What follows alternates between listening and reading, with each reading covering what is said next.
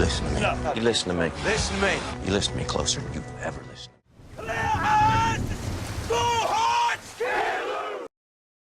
What is up, everybody? This is Brandon Collins. And Chris Allen. And we are Friday Night Lights Rewind, talking to y'all about episode 17 of season 1. I think we should have sex of Friday Night Lights. Yes. Julie Taylor is trying to get taken down by Matt Searson. Matt Searson's trying to make a lake house look acceptable for foreign vacation. Does he succeed? We'll find out. Bum, bum, bum. And then also Tami and Eric Taylor just sitting at home sulking as they're waiting to find out if their daughter got plowed out by the star quarterback. That would not be me, man. At the very least, they should be drunk as fuck. Oh, that's so funny. Like, why would you do that to yourself? They just waiting to know if their baby girl got deflowered. Did you notice, like, there's one part they show Tami looking at like baby pictures on the mantle? That's so wild, man. Just imagine. I mean, I do feel like if I had a daughter, though, I'm gonna be insane. I'm gonna be insanely protective and just like not trust any man or woman that might be interested in my daughter. I'm just like, nope. Hell nah. You know, it's a and then Julie out here with her push-up bras and shit. I'm like, Julie, what are you like? She's horny as fuck, clearly. And then Matt's just like, you know, and we open an episode where she tells Matt, like, I want to have sex. And then the mom shows up and he's like, hi, Mrs. No, he drops her off. And then Tami comes out. He's like, hi, Mrs. Coach. I was like, yeah, man, he just got hard as fuck, bro. He doesn't even know what to call her anymore. Yes. Yeah. It was so funny when grandma bust into their room, how he like just fell onto the floor really quick. Yeah. And it just brought back so many memories of like just trying not to like get caught doing anything. Mm-hmm. And this is so obvious. It's so obvious. But luckily grandma's on another planet. So she doesn't know how to, you know, read the signals. But yeah, for sure. I mean, you know, they're practicing Spanish and then they're just making out hard and shit. I'm like, yeah. I mean, Matt's got like, he's good, like in regards to having access, you know what I mean, for privacy. He does. Because that one, ain't no girls coming to my house to study. Mm-hmm. 2, they definitely ain't going upstairs. 3, ain't going upstairs in my room with the door closed. So, you know what I'm saying? It's just, it was a lot going on there. A lot. But, so did you see the condom that Landry tried to give Matt? Yes. Yeah, the Landry trying to give Matt sex advice is the blind leading the blind. It's so insane. And then you got Smash over here at the job giving Matt advice. I'm like, he's probably the last one because he probably burning internally because of the clap or something like that. Yeah. Like I wouldn't. His name is Smash. His name is legal name. His name is Smash. His name is Smash. Who would, if you had to listen to one of those dudes, if you had to take advice from Smash or Riggins, if you had to, or no, Riggins, Landry, or Smash, who are you taking advice from? Okay. If you have to. If I have to, it's going to be Riggins. Really? It's going to be Riggins. Yeah, man. Riggins has fought the opposite sides of the spectrum in regards to hotness in Dillon, Texas. He's fought Tyra, who, you know, not my cup of tea, but like she clearly like is some kind of vixen, like some team vixen that everyone kind of wants to hook up with. And then you got Lila Garrity, who's like the hottest chick in town. Yeah. You know, if he can get both of them, I mean, Smash is like getting he's getting young women, unfortunately, that have very low self-esteem.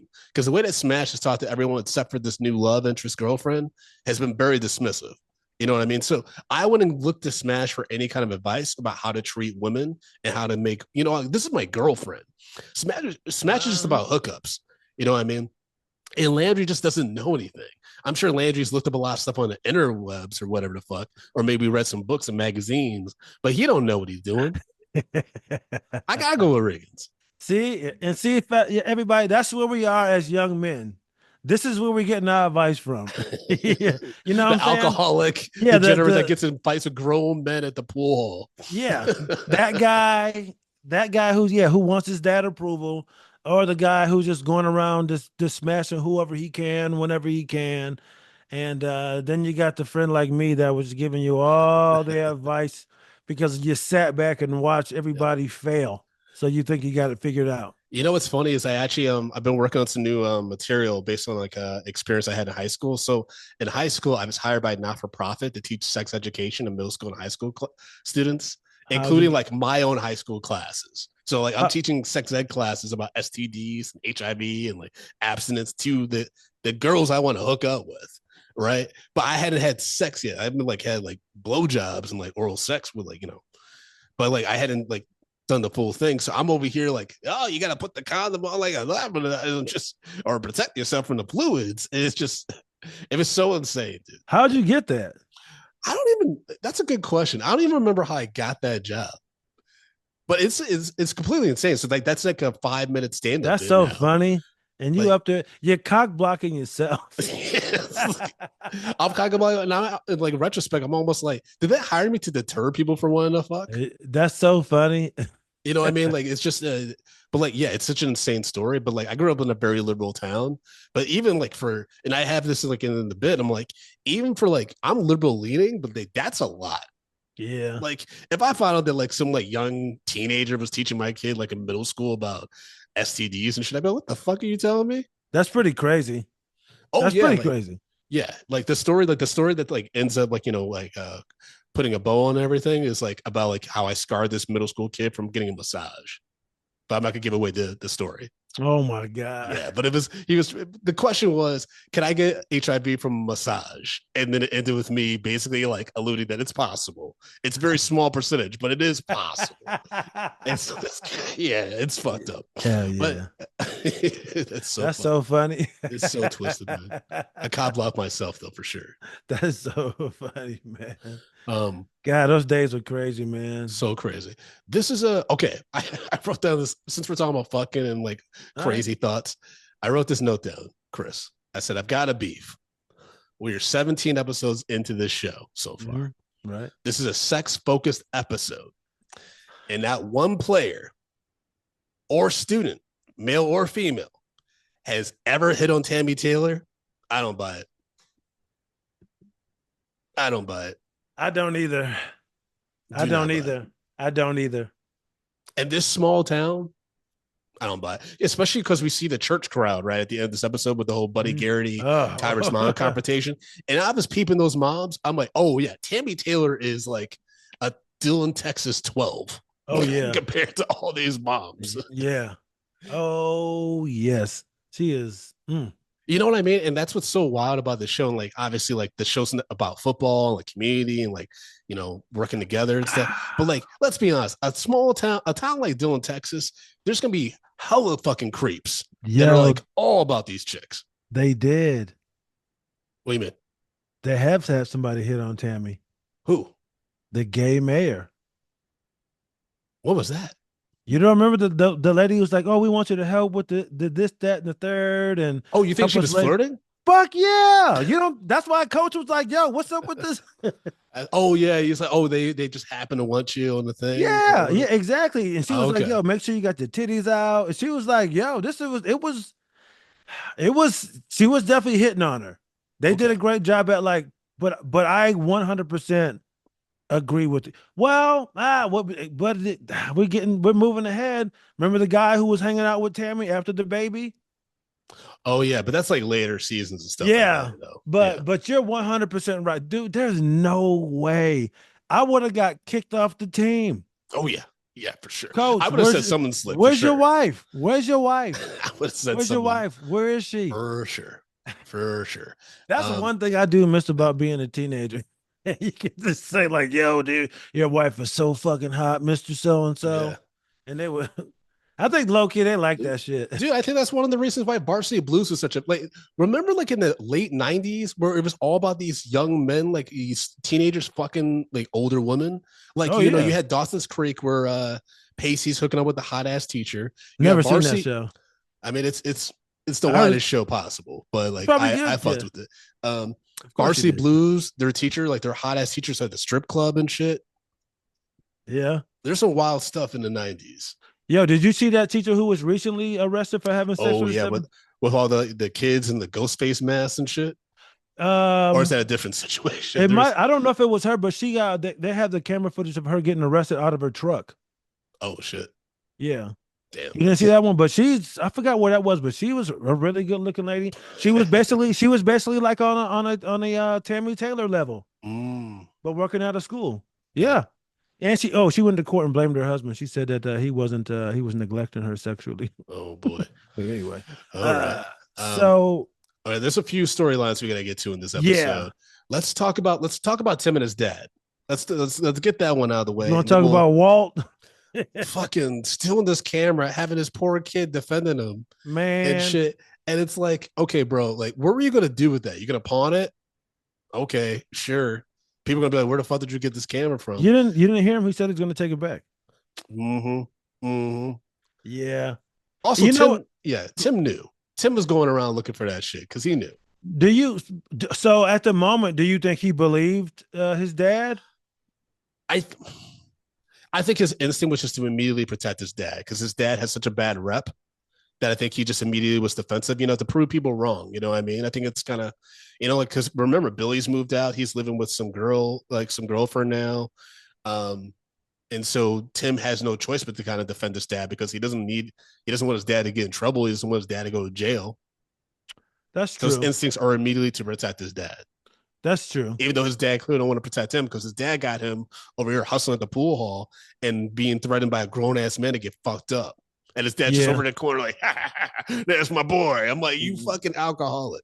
Piece like, of what's shit. happening? You know, it's funny too. I felt like when they introduced his dad, they tried to make it seem like he was kind of like a golf hustler, and he had a little bit of class. You know what I mean? They didn't really show because I look at a pool hustler different than like a golf hustler. You know what I mean? Because I feel like the demographic for people who play golf is a little bit different. You know what I mean? Okay. You might be a scumbag, but it's just like you're still doing okay because you're scamming a certain demographic. But then when we get to this pool hall, you see like, oh, this guy is a scumbag on all levels. At the country club, at these fucking bars, this guy is a fucking scumbag. 100%. Yeah. He is just a hustler. Yeah, because at first I was kind of like, why do they live in such a shitty neighborhood? If his dad, he doesn't seem like he's that bad off. Well, that's what my wife was asking when we were You know what I watching this mean? episode. She's like, what do they do for work? Yeah. She's like, It how are just, they able to afford this house? Like, if he's like an alcoholic and just a bum, and like Tim's a student and football player, I was like, they're probably yeah. on government assistance, I imagine. Or Billy might. I think that's Billy's house. I mean, Billy ain't living there. So, and remember, early in the season, wasn't Billy unemployed? He just got laid off or like Yeah, fired or something like that's that. true. But but you know what? In these situations, I've known guys that like they move out, but they still pay for a place because their brother does live there, but they really stand with this chicken helping out. I mean, that's the kind of guy he is, where he's gonna put himself in dire straits, trying to make 100%. all this shit work. That's the kind of people they are. Where Mhm. he's gonna move in with this girl, help her with half the rent, but then complain that he's paying for rent for a whole house over here. Because honestly, that's Dillon, Texas. I bet you that house is probably $1,000. A month? Yeah. Damn, that's a lot though. In 2000, this episode came out 2007. Mhm. That's a lot, Think $1,000, so? but it's possible for Yeah, you're sure. right. Maybe 700, 800, if that. But yeah, Yeah. I don't think it's more than 1,000. I think Billy struggles paying it, but they get it done. Mhm. And I don't know how much their mom helps out at all. Yeah, that's fair. That's But fair. yeah, I yeah, with the Tim dad situation, like it's really unfortunate because this kid just never when you learn more about Tim, you realize that he really didn't have a chance, man. Like it's a miracle that he's where he's at the end of the series, honestly. yeah, Because he's meant to like he's so impulsive and so self-destructive in some ways. I think he deserves this punishment or like these bad environments and stuff. It's like, and I gotta admit, like I sometimes had those feelings. I'm like, like I have very conflicted feelings about my father. I have very conflicted feelings about my mom. Like, I didn't know my father. I've heard a lot about him right. from my, perspective, from where I sit and what I understand about what he knew about me, our history. I'm like, I got some problems with the guy's character. My mom, I got some weird, issues there and stuff. And so like in my head, I'm thinking like, okay, if I have two kind of fucked up parents, that means I'm fucked up. And maybe I deserve all the bad things that happen to me, or like I don't deserve happiness or good things to happen to me because that's not where I come from. I don't, you know what I mean? Like my brain gets all fucked up like that. So I can see a young person like Tim without the kind of guidance he needs. And because Coach Taylor can't be with him every day of the Right. week, him having these spirals and ebbs and flows of sobriety and self-destructive behavior. You know what I mean? Yeah, 100%. 100%. Yeah, yeah. He feels rejected. It's a lot going on, man. It's a lot going on with him. There's a lot going on with all these kids, Yeah, man. I man. mean, Tim gets his ass beat at the end. Like he basically relapses. He goes on the bender, gets fucked Yep. up by the dude that he hustled at the beginning of the episode. Billy and Tyra carry him away and stuff like that. But I guess they were in a different town, so that's why Billy didn't fuck that dude up. Because I think there was way more of that guy and his friends Oh than there yeah, were, you yeah, know what I yeah. mean? So He was like, he's just a kid. He's just a kid. Uh, you know what I was mean, but what Tim actively went back there to start he some shit. So, he did. you know, if you're Yeah, gonna step to a grown man, you better be ready for that smoke. yeah. And I wrote this in my notes about that scene. It's funny. I keep saying that. What's wild about that scene to me? What the fuck? Is my mic not on? No, you're good. Oh, there we go. What's wild about that is we always kind of see Tim as like the man amongst boys, right? Yeah.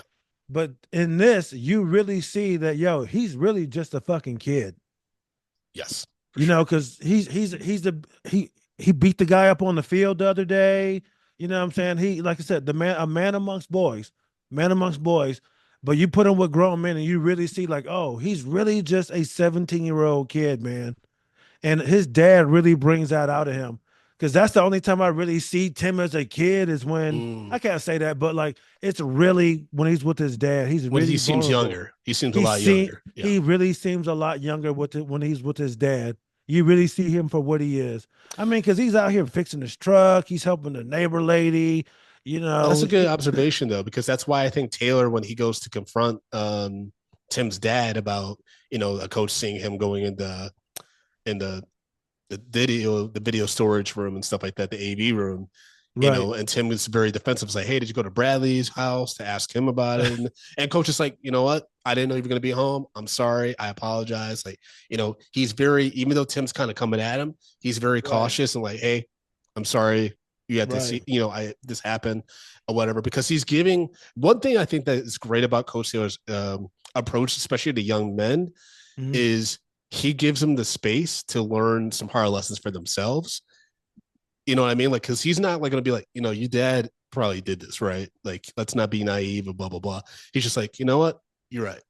He's like, I apologize. I'm going to leave.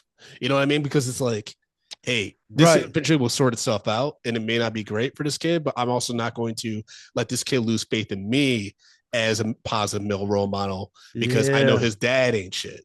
You know what I mean? And like, that's some restraint that I've had to show. Like my wife is at the show with like, the parent of her god kids, well, our god kids and stuff, like that they do certain things where I'm like, I'm not going to tell this kid that, parents are fucking up or not doing what they need to be doing. Like, I'm going to do what I can to support, but I have to let them kind of figure that out, because I don't want them to lose faith in me because I, come off dismissive or judgmental of their parents. Because at the end of the day, that's their parents. That's a reflection of them. You know what I mean? Mm-hmm. That's very, very true. That's very true. And I love Coach Taylor's tone with that too. It was very like, you know what? This kid doesn't know anything about life. You could tell he was like, I'm not gonna argue with this kid. I know what this is. Tim, he's a young kid. He don't fucking know. I could be wrong, but I don't think I am. To me, that's everything Coach said. My bad. He got up out of there. That's the theme of this episode, though, right? Isn't that like the kind of the theme is like you gotta let the young people kind of figure it out themselves? Like, I feel like that's Street Soul storyline, right? Where Tammy's like, you're gonna take a few weeks off from school to go to Austin, Texas to train to be well, Olympics eligible for this, rugby team. And he's like, yeah, the worst case, I'll get a GED. And she's like, okay. Like, you Yeah. know what I mean? Not thinking about the future ramifications of only having a GET. I can't say ramifications, but he's definitely gonna make things a lot harder for himself having it, Do you think so though? Because he's a smart kid, so I feel like the GED is going to probably be fine. He'll be fine with that. Yeah, but I think there's going to be a period of like you're going to have to explain that. You know what? With him being in the chair, that could come across as rude too. But for the time and where they are, it might make sense to people. Mm, But you know what I mean? But I think depending on where you are and where you are in life, explaining it off a GED might be a bit much. You know, uh, that's fair. and the thing is, bro, we never had one to even know what it's like. But have you ever ran into someone who did? And there's always like a little bit of a pause of like, I got my GED. And to be real, you kind of like, oh fuck, you got a GED. Like, what the fuck were you doing? You kind of. I know I Yeah. do. I speak for myself. Okay. Yeah. I mean, I've never immediately done that just because I like, where I grew up, there was like a reform school. And so there was like a lot of like a high school that kids Hmm. that just had a tougher time, I guess, or maybe had some brushes with the law and stuff like that. They went there to kind of Yeah. study for their GED. And so, and I know my sister-in-law, she ended up getting her GED, right? Because she had some disability. She had a really hard time socially in school and stuff like that. And so I guess I'm a little bit more understanding about Right. it. But at the same time, like, it's better than nothing, because if you don't have a high school degree, at least right now, like I don't know how you're able to get Right. around. I mean, I have a master's degree, bro, and I'm barely have my head above water. You know what I mean? It's like it's actually pretty disheartening, to be Yeah. It's honest with scary. you. But that's how things work out, apparently. At least for now. I mean, I'm trying to stay positive that things will get better, but who knows? Yeah. I mean, my wife is barely finding work now. She has a master's degree in her actually she's not even working. She has an MBA and she's basically doing social work. Mm, And I almost said that she found work to do with her degree, and that's only because like that's her side business right now. But like, that it's not her our main source of income. She's doing social work. got it. Yeah. But I just and maybe a GED's it's changed over the years. I know for me where I grew up and how I grew up, a GED was always associated with criminal activity, or you Mm, being not what I mean, like okay. in a sense of like you got kicked out, you were in jail, you got it from jail, you Okay. Yeah. got kicked out, you got arrested, you're not allowed back. It's always been yeah, just in the vicinity of violent of criminal activity, just yeah, jail, getting kicked out of school, just everything bad and negative. Okay. I've never thought about the person who had to drop out to help their family, or they were having Yeah. issues and then they had to go back. It was always a very negative thing. Like, yo, they end up going to jail. They got their GED in jail, or they ended up on drugs and then they got clean and got their GED. Like that was my interactions with GEDs, if you want to use that term, Mm, interactions. But yeah, growing okay. up, it was never a good thing. Got it. Folks, call and leave a voicemail 347-454-1501. Let us know if you have a GED or know of anyone who Yeah. has a GED. And if so, like, has there been any stigma directed towards you about that, or how have you navigated that in your professional and educational career? Yeah, and Just be curious. yeah, it is. I think it has changed because there's a guy that I work with where I do my mic every Monday, and I do a bunch of other shows there. And they're a suburban family. They got nice things, and their daughter, she kind of has some issues in high school. She dropped out, and she has a GED. And I'm thinking like, why would this white Mm, suburban guy let his little daughter drop out of high school and just get a GED? Like that's mm. that's crazy.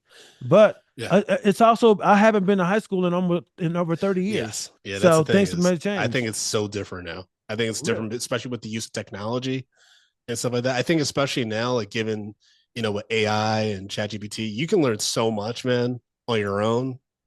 Yeah. Cause But yeah, cause yeah, cause if my son was 12 and he had a GED, I'd be like, he's a fucking genius. Well, I mean that too, right? I'd be like, if I'm like super smart and like I don't, this shit's for the birds. Like I'll just take my GED like as young as I can be, like you know what I mean.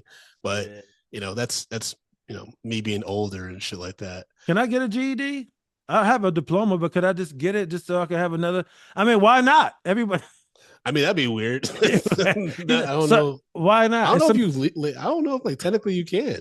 I think yeah. I need to graduate from something. I need some paperwork, bro. Yeah, man. I don't know if that's gonna help, man. Again, like Why not? who Got my knows, man. I GED, don't know what I'm high school talking about. diploma, HVAC. All right, sorry. All right. So we were talking about Riggins Oh and yeah, stuff. Reagan. Let's talk about Buddy Garrity. Oh, one thing Oh about the wait, dad yeah, yeah. when he was on the field at practice, Oh, at the beginning, yeah. when he went up to coach, he was like, "You think you're better than me?" I was like, "This guy is such a fucking loser." Because the coach was like, he's like, "You just run this little town, don't you? You think you're better than me?" I was like, "Man, this guy's he just got problems, man." And like you Yes. said, it's like when you have a guy like that as your dad, you don't have a fucking chance, No, not no at chance. all. Not at But all, okay, man. that's all I wanted to say. That Yeah, that one line was like, "This guy's a fucking loser." yeah. The dad is not. He's not a good guy. He's not a good dude. And Taylor knows it, and he's just kind of like, I'll do the best I can to support Tim in the fallout of this. You know what I mean? One other weird question: You think Coach Taylor got hands? I've been thinking about that lately. I think Taylor is because we don't know. We never see him fight this whole series. Because I was like, We never see him physically fight. no, you don't. But with this interaction with the dad, I was like, yo, this shit could get weird. You know what it is? And this is what I love about Taylor, and this is why I like, I think a lot of men, especially, like, we hold this character in such a high reverence, is because he is stern enough where he can get across like, don't fuck with me, but he also has enough like community, he has enough buy-in, he has enough allies where if let's say Tim Riggins' dad did try to get aggressive with him, there's going to be at least three coaches that grab that motherfucker before he even could probably put hands on the coach. You know what I mean? That's true. Like coach has allies, and I think that's where he got. I think that's a testament to his character. Like coach is the kind of dude that will have a packed church when he passes, and several people giving speeches. You know what I mean? Like he's that dude, right? And so I think when you're at that level, if someone's fucking with you, that's on them. You know what I mean? Like that's clearly on them, and so you can have other people step in to kind of handle that sometimes. Yeah, it's interesting. It's interesting, like with that. It would be interesting to know if he can scrap it. He seemed like he can, but you never know. Well, they hint that he had a rough home life growing up and stuff. So I imagine. Oh shit! I feel like we, when you really like look at all the diet, like the little like exposition that's given in dialogue about Taylor's past, I think Coach Taylor really is like a mix of Saracen and Riggins. Oh, because he said he had a tough dad, didn't he? Yeah, I think that's why I think that's why he's and he sees a little bit of himself in every single one of his players. Yeah. I think that's why he's able to make that human connection. Like I think with Smash, it's a little bit of the arrogance at times. Right. With like Riggins, it's like the passion and the fucking, we play hard, we fucking go. With Street, it's like, but I'm wise. I try to be as like, calm and calculated as possible and a strong leader for those around me. Student of the game. Yeah. It's like a whole bunch of different things. And so, yeah, at the end of the day, I think if Taylor had to, he would fight. Because I think, we think about an earlier episode when that guy was talking shit to Julie and he's like, that's my daughter. I think Taylor, if like, he was unrestrained, would probably throw some hands. Yeah. You know what? He can fight because like he doesn't even try. He'd be like, we leaving right now. Because motherfuckers that know who know they can fuck shit up, they're like, I'm walking out of here, man. I'm leaving. 100%. Yeah. I'm leaving. Because I remember the first time I saw it, I was like, yo, he really didn't even push back on that guy like that. But Coach Taylor knew, like, you know what? I'm not doing this. I'm not entertaining this shit. He was like, nope. No, not gonna do it. Not gonna do it. Not gonna do it. Not gonna it's all, even if it's all not bad. If he loses, he loses. If he wins, he loses. It's not worth it. And then his daughter is gonna see her dad become extremely violent. Yeah. Just fucking people up. Yeah. I mean, yeah, man, I Yeah. love Coach Taylor. Yeah, and as a But parent, yo, that's something you got to think about. Like, I have to remind myself that like I just see myself as Chris, and I know my son just sees me as a human being, but like I'm his dad, so and that really means something. So I got to be really careful that I don't fly off the fucking handle. You know what I'm saying? yeah, or fuck around with your employee like Buddy Garrity did, Oh, who confesses to Coach Taylor at a bar. this is the And he's, funniest shit. he's like, I might have said some things in the heat of passion. You know how it is. And Coach Taylor's like, I don't know how it is. Oh no. He's like, I don't know what you're talking about. Yeah. Also, you need to end things immediately. He's like, well, the thing is, she works for me. And then he fires her. He fires Tyra's mom. I'm like, bruh, you can't fire the woman you're having an affair with. Do you not understand how lawsuits work? He Now, panicked. now, like memory serves, I don't remember the reason why he does this, Chris.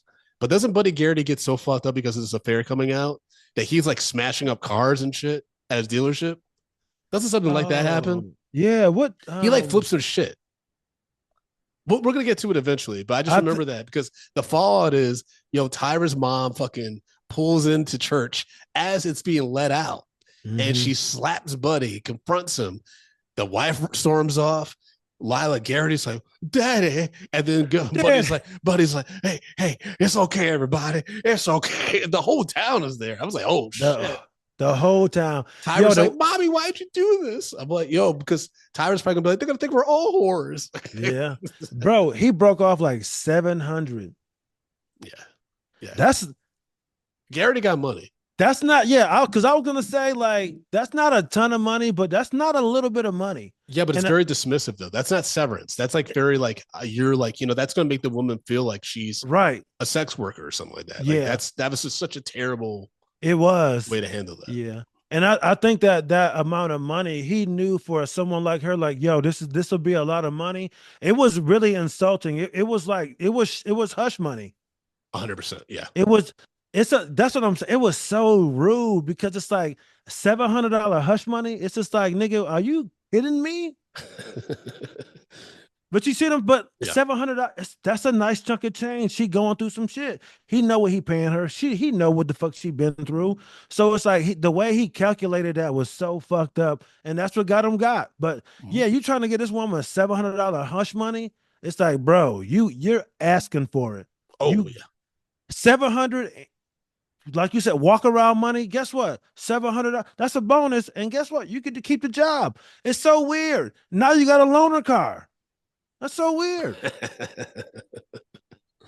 Easily solvable. That's so funny. I got a loaner. Do you think she should have got more shit? I mean, at this point, like, you know what? If I were Tyra's mom, I'd be okay with the way it goes out. Obviously, that's gonna hurt, and like she's very emotional, and that's why we had a conversation. But if she was smart, she would file a sexual harassment suit against the guy. Yeah, and get that money. She could. She's also super emotional. Yes, I mean she's a wreck, man. She's a wreck. She is, and it's and also what sucks is like in order for her to get the maximum money, which is fucked up, she probably had to depose Buddy Garrity and other people and basically admit, like, she probably had to put it out there that she wasn't qualified for that job. So then it's like, well, why did Buddy Garrity hire me? Right? You know what I mean? Like she could get that money though. She went that direction, which is the truth. She wasn't qualified for that job. She was qualified for some other jobs. Damn. And he was like, she was what did he call her? A real tomcat in the sack, or a wildcat? She said she was a wildcat. A wildcat. So and Buddy Garrity was getting ate up. He was getting ate up. He was just smashed. He was getting swallowed up by Tyra mom. She was probably giving him the best thing he had in a long time. Bro, the fact that he was like, Eric, I'm a weak man, Eric. I'm a weak man. He really was. He was just like, he's like, hey man, you know how it is. And the Taylor's like, no, I don't. Like, what are you doing? Yeah, I've said it so many times. He's casted perfectly for this role. Yes. He's impulsive. But you know what I know? It's like, as much as I find him Brad Leland, who plays Buddy Garrity. Shout out to Brad Leland. As scummy as I think he is, and just too involved in high school football, you see now, like this dude obviously has some impulse control issues, Mm. and at least I it can was, relate. yeah, I'm the same way. At least it was focused on football, because you see what happens when it's not. Yes. Yes. Like this guy, I can. That's why I do like the guy because he's so relatable. He's so Mm. relatable. And like with him doing this shit, man, not that I've ever cheated on my wife, but like just showing how weak he really is and what his because he kind of comes across like he kind of, not that he has all the answers, but I feel like he comes across like he holds a lot of cards. He's got a lot of power, Yes. but 100%. he's got a lot of power, and I think this is really like kind of like weakening that a little bit. He's panicking. Oh yeah, he's freaking He's out. He's freaking the panicking. fuck out. He doesn't know what how to handle this and stuff. But Yeah, because I think he typically can somehow he can talk his way out of shit. well, also I think he's used to money solving things, right? Like he does that with Right. football, and he's trying to do that with Angela, Tyver's mom, and it's just not. That's she's just not going to go for that. And she's like, she's fine, but like you said, she's like, she's probably adventurous. She's probably like down to do some extra shit that like he doesn't get from his wife. You Yeah. know what I mean? She doing the Um, stuff, yeah. yeah. She hasn't done in a while to, Miss Gary doesn't really do anymore. Speaking And of it's fun. blondes, what'd you think of the cute blonde girl at the training where Street's at? With the terrible tattoos that Oh the yeah. Chinese symbol for wealth. Where I was like, I never trust niggas that talk about that shit. Like Yeah. I wouldn't want that tattoo on me because Yeah. they could be fucking with you. Yeah. And it's like it's funny how she was like, you're not getting Chinese letters or you're not getting this. Here, let's get Sanskrit. It's like that's just as bad.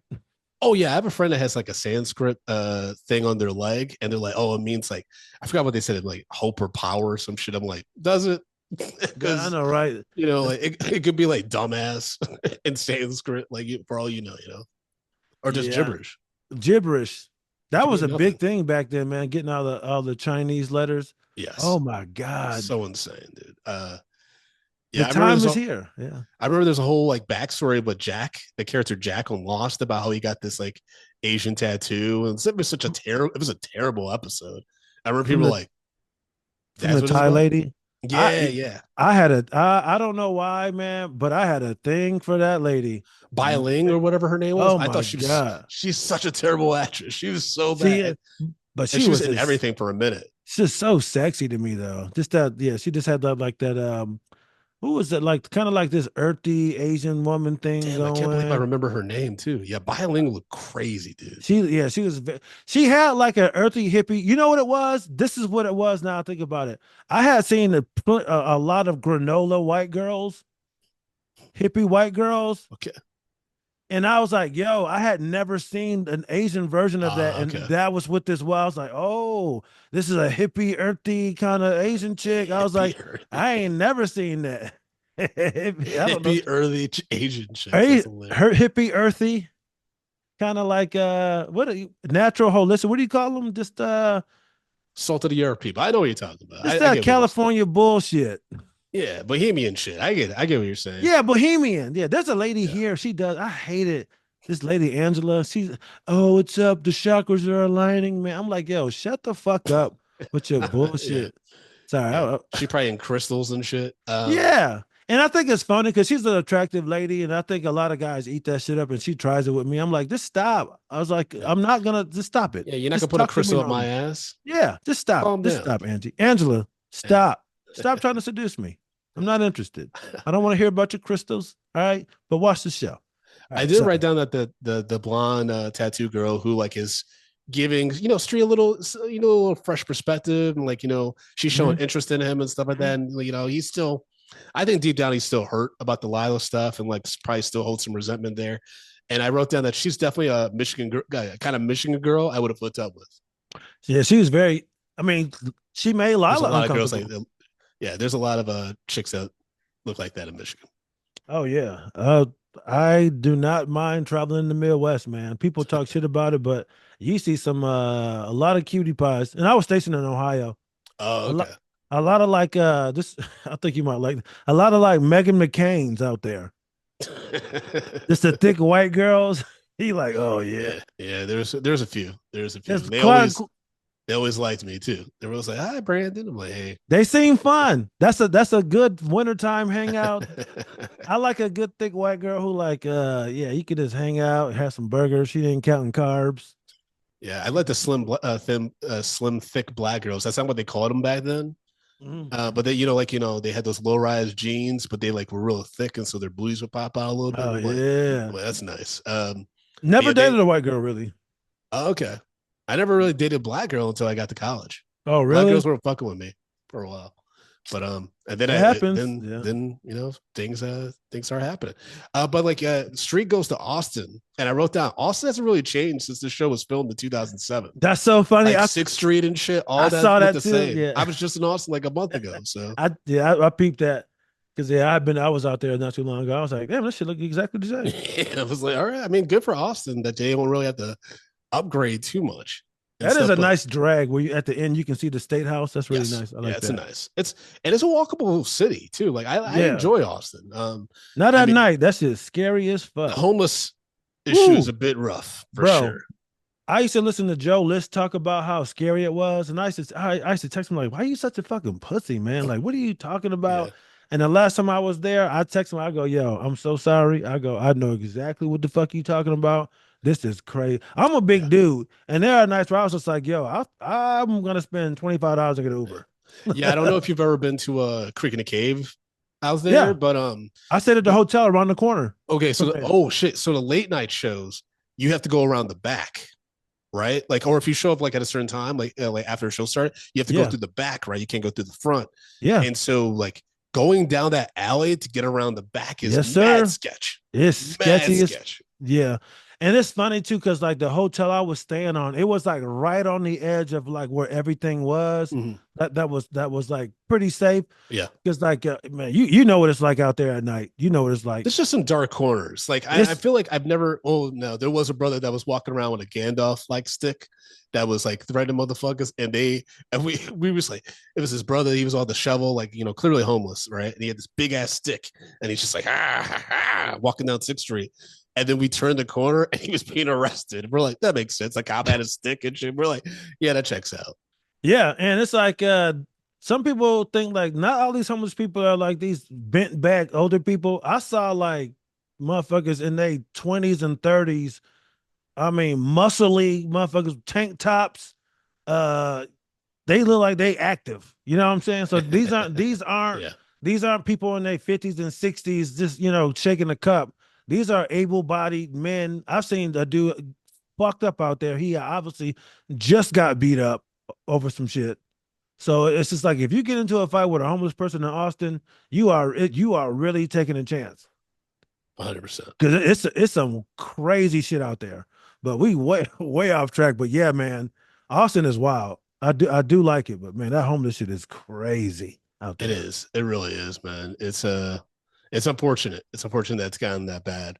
Man, I saw my mom. Man, I saw a brother out there. Man, he young, good looking dude. I was like, I bet you a coach would love this kid. He was probably about 6'4", probably about 220, living on the street. He couldn't have been any more than 23 years old. Damn. Yeah. I was like, this guy could have so much. Yeah. So much. He got the height. He's got good looks. Probably athletic as hell, probably even smart as shit. Just didn't have the right, people around. Just sad to see, man. I hate seeing that shit, man. All right, sorry, man. No worries, man. I mean, this episode was actually like, it had like a lot going on, but at the same time, like the storylines were pretty straightforward, right? We talked about Riggins, we talked about the Gary affair. The last big storyline was basically Julie trying to fuck Saracen, who's very hesitant, but he gets a hookup at the lake house. He tries to fix it up, but it's like, it's still very off-putting. It's not the place you want to lose your virginity at. Yeah. They end up like, as much as Julie wants to have sex, they end up not having sex and just talking all night, even though, right, after you're like, Matt's like, I don't want to do this. And she's like, okay, like we can just hug. And he's like, don't touch me for a few minutes though. Yeah. I laughed. I was like, yep, that's some real shit. Do you think Julie really wanted to have sex, or do you think she felt like she had to? I think she was feeling more comfortable in her sexuality, having hung out with Tyra a little bit. Right. I think that she does, they say that they love each other at the end of the episode. So I think she does really care for Matt. She sees how sweet he is. And I think she just thinks naturally that having sex is the next step. But, when Tami confronts her about, seeing that Matt was buying condoms and stuff like that, and it's just, there was a lot there that I think would have made the moment, it would have had a negative impact in that moment, especially since they're both like really developing strong feelings, genuine feelings for each other. So I'm glad they like didn't have sex and stuff like that. But I do think Julie at the time thought that she wanted it, but then hearing Matt say, "Hey, this isn't the right time," I think that that reaffirmed to her how good of a guy he is. That's why she said, "I love you" at the end of the episode. Okay, yeah, we got same read on this. I think I think her parents telling her no. I think that definitely was not enough. I think that kind of pushed her even more. Yeah, probably made her more rebellious, right? Yeah, when Connie was like, "Oh," because he was like, "You're not having sex. You're 15 years old." She's like, have you thought about STDs? Blah blah blah. I was like, what do you think Matt is doing? Matt hasn't fucked anything but a sock. Like, don't worry about that. And then she was like, "Oh, you think he got it figured out? He goes out and buy condoms." It's like, she was not in a good mood, bro. She was not having it. You know what other line I like too? She was like, "Don't you smile at me," because she said, "Make love." Yes, yeah. Don't you smile at me? I'm really hurt right now. I thought that was great. Yeah. I think that was great. I mean, I'm not gonna lie, like I don't want to go get too graphic or anything like that, but like I think there is something very, very special about your first time having sex being like intimate, being loved, like love making. Like I thought, no, I'm kidding. Hey man, we support every lifestyle on this podcast, by the way. Yes. Nah, I feel you. No, man, because I was putting in work. I love this girl. I love this girl. So I appreciate that. I don't know what I'm doing, but I'm gonna do with as much love as I can. Nah, you know what? I'm glad you said that, man, because like growing up where I grew up, it really wasn't about it being special. It was just I had to get it done because all my other friends were getting it done. You know what I'm saying? Yeah. But yeah, man, and I really wish that I'm really glad you said that. I know I joked around, but like I got it. We really should teach our boys like, yo, this is special. You know what I'm saying? 100%. I do feel weird even just saying that, and I feel like I've come a long way. But like you're right, man. We need to tell our guys like, yo, hey, it's a special thing. Because I was just laughing at that scene because like nothing was right. She was mad that the deer was looking at her. Then it was too hot. Then it smelled weird. It was just like, all right. And I like the fact that Matt was like, you know what? You obviously don't want to do this. Yes. So let's not. Because I think deep down inside he was probably scared too. Oh yeah, I mean he just knew it wasn't right. Like when he's trying to clean up that lake house with the boar heads and all that shit, he's just like, nah, this ain't gonna happen. This ain't right. This ain't right. Yeah. Yeah, you gotta think too. If you got a chick that's willing to come in at 15 and smash in that kind of spot, it's kind of like, man, what did I get myself into, man? She just trying to. But 100%. I think at that age, you're like, she really liked me. Oh yeah, for sure. Match confidence should be like very high right now. Yeah. How much Julie Taylor likes him, even though Eric Taylor hates him because at church he's staring daggers at. Oh, he was staring him down. Oh, bro, this is what I want to say. This got a quick line. I know we running a little short on time, but when Coach and Tami are having the discussion about where she is and what's going on, yo, when he looks at her, he was just like, I wrote it down. What did he say exactly to her? But man, I think this is probably one of the wildest. I don't want to say it's wild, but like I've never heard him talk to her like that. But he was like, why don't you find out where our daughter is? Like the way he said it was like, hey, you fucked this up. Why don't you find out where our daughter is since you kind of let her go? Yeah, he pushed her away. He pushed her to do this. And like that's where but then like Tami does have that moment where she's like, I don't want to be like my mom. Like we give a little history on Tami. And she's like, my mom was like, it sounds like her mom was like crazy conservative and like very strict and stuff like that. And she's like, and I couldn't talk to my mom. I don't want to have that relationship with our daughter.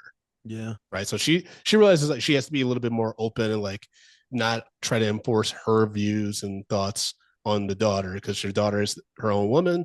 They need to have confidence that they've raised a good daughter and stuff like that. And so, that's when Julie comes home and she's immediately like, I didn't have sex. And like, I know I'm probably grounded forever. sorry, y'all like stayed up waiting for me and shit. Yeah, was this episode or last episode where you said people are kind of are trying to are kind of figuring things out on their own? It was the last episode, but like this one, people are like everyone's figuring it out, right? That's I think that's this is everything. another case. But I think in this case, it's from the parent standpoint because at some point, as a parent, you have to go, "Hey, I've did everything I've done to teach them. I have to trust my own teaching and let them go." Yep. And I think like so the second conversation that Tammy had with Coach, for a split second, I kind of got mad. I was like, "God damn it, this fine motherfucker did it again." She reversed Uno'd it, and now he apologizing to her. But what we got to think about, because like as a man, there are certain things that like I know I'm gonna have conversations with my son about in the very near future that my wife might not like how it went down. But look, as a dad, we have to have those conversations. And Tammy is completely right. As a mom, there are certain real and raw conversations that she has to have with her daughter, get that shit out the way so they can have these discussions. Now, could she have brought it up to Coach? Um, you know what? Part of me is mad, but him also being the coach, it added an element to where like, can he really just be the dad right now? They got a lot going Okay. on. Yeah. You know what I'm saying? So Yeah. I think even though I don't like it, I don't like it. I think she used some discernment. Um, But she did get got by Julie a little bit, and I can understand why Coach Taylor was mad. But she did make a great point in that second conversation or that second scene where she was like, "Yo, look, I don't want to do what my mom did to me," because she even said, "You see how that worked? You see how that worked out." So I Mhm. don't know if they got pregnant early or what happened, but I Yeah. think something happened sexually with them. I think so. I think we Oh learned shit, that. I maybe they think we got learned that with pregnant the early. second when she gets pregnant with the second daughter. I think we learned they had Julie relatively young. I think they were like 18 or something like that. I think if memory serves, but we'll find out.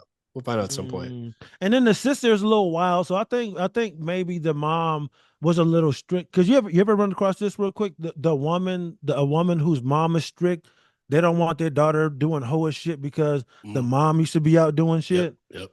I think that's probably what the situation with Tammy.